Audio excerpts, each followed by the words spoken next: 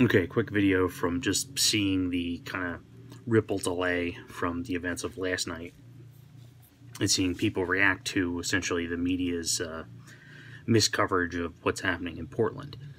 So Antifa got a bunch of people in yellow shirts to essentially form a defensive line. Somebody said they're moms. They're not moms. They're not moms. I mean, maybe they suckered some people into it, but that wasn't the point. Moms don't show up to riot. That just doesn't happen. They keep, CNN and MSNBC and all these far-left websites keep pretending that it's some sort of peaceful protest and the feds are just laying down a hammer on people who are just, they just care about black lives or something. No, that's not what's occurring. And anybody who's actually looked at the footage extensively know that's not what's occurring.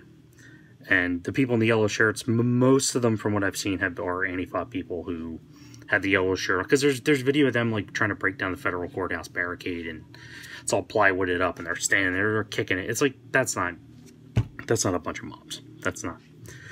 But it doesn't matter because they've already. Cat making a lot of noise behind me.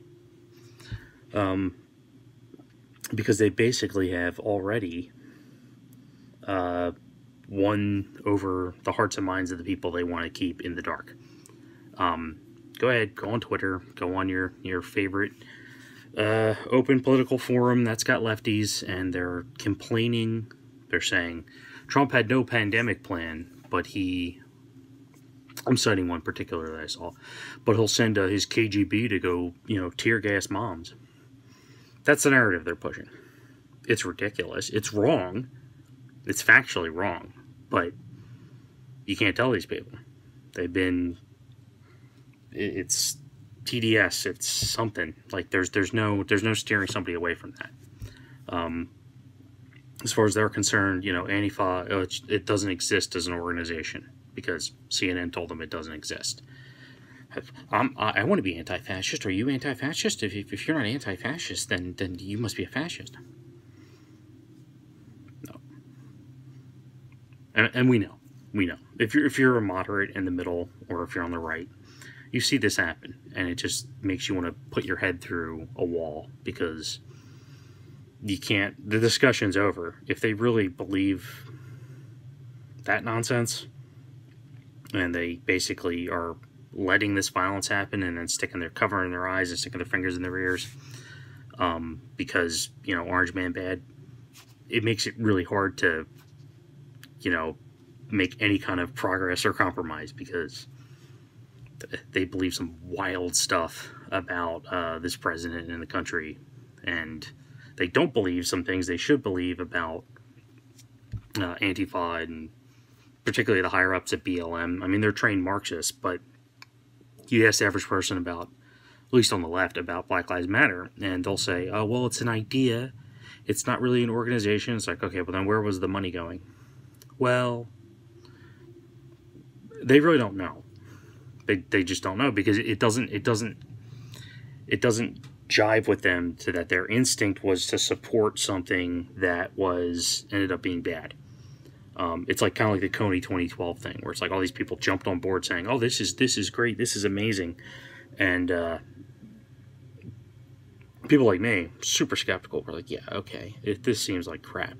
This seems like nonsense to me," and it ended up being nonsense for the most part. But then you see people who are still defending it, who are well after the fact, who are like, "Well, it's just the way is awareness." Like they're trying to justify their initial emotional reaction.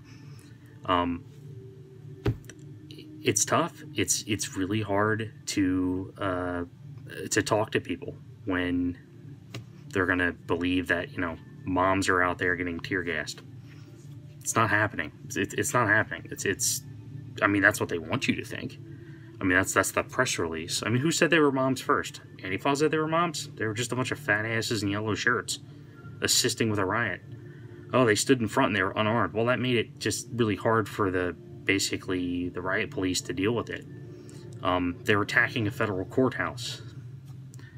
Like, if you attack a federal courthouse and federal agents come out to arrest you, like, are you surprised? But, they're going to go with the narrative that there's, stormtroopers in the streets and all this other crap. because it's easier for them to believe that than for them to realize they've been lied to for, you know, I don't know, probably since the beginning of the Obama administration.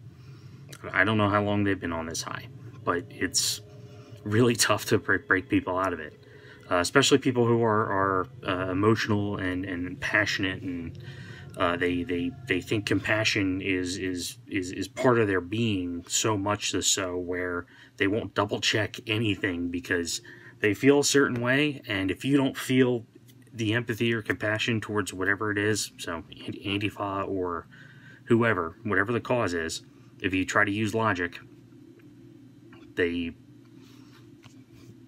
just can't. They can't do it, and you end up being the enemy. So I don't know. I wanted to kind of mention that and let people know who are seeing this insanity and seeing people buy into it that they're not alone. You guys aren't alone. It's like remember the media manipulation in the first Command and Conquer. The Brotherhood of Nod used to do. They would do like a press report, and it just would be a green screen. It would be all fake, and it would just be somebody telling, you know, like, oh, GDI did this, you know, and it was all fake, and you knew it's fake, and you know everybody involved knew it was fake, but it didn't matter because it still had the effect they wanted it to have. Because it's just disinformation. So they say these yellow shirts are moms volunteering to protect protesters, when that is not at all what was going on the ground. The fact they've said it, people will believe it.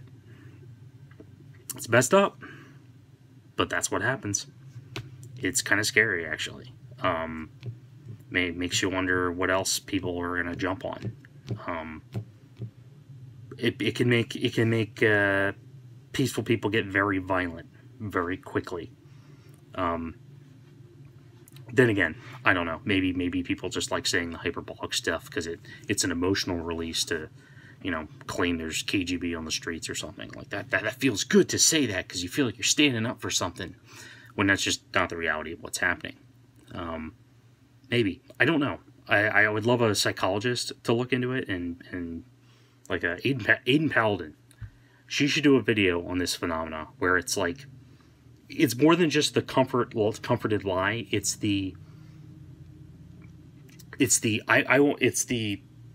They won't even look into, like, they'll see the rioting, they'll see the people in the yellow shirts trying to kick down a federal building, and they'll hear somebody who they don't like trying to explain what's happening because they just assume that person's alt-right or whatever, and they will deliberately reject what they're seeing with their own eyes.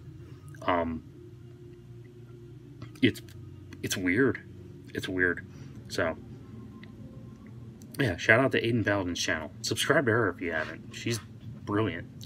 Kind of long-winded, but I hate data studies because they make my eyes go cross-eyed, and I have mild dyslexia, so like reading like long, thick stuff like that is really tough for me. And she packages it all up and cites her stuff. So she does a lot of work that otherwise the average person would probably bash their head through their desk or a wall, like I had said earlier, but just from trying to understand stuff.